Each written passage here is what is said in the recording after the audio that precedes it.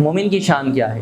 مومن کا قصیدہ قرآن نے پڑھا نا، وَيُؤْثِرُونَ عَلَىٰ أَنفُسِهِمْ وَلَوْ كَانَ بِهِمْ خَصَاصَةٌ،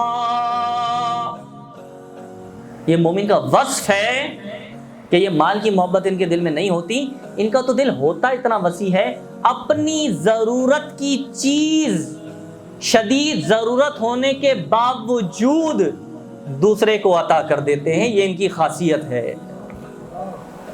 اپنی ضرورت کی چیز ضرورت ہوتے ہوئے، وَلَوْ كَانَ بِهِمْ خَصَاصَةٌ، کتنی شدید ضرورت ہو، اس ضرورت ہونے کے باوجود اپنی ضرورت کی چیز دوسرے مسلمان کو عطا کر دیتے ہیں۔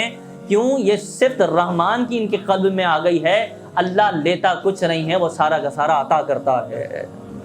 یہ وصف جب اللہ کے قلب میں آنے لگ جائیں، طبیعت میں آنے لگ جائیں، تو پھر انسان کا مزاج بدلنے لگ جاتا ہے، پھر وہ ضرورت کی چیز اس لیے دے دیتا ہے کہ یہ بھی میں نہیں لایا تھا، اس نے عطا کی تھی اور اس کے خزانے میں کمی کوئی نہیں ہے۔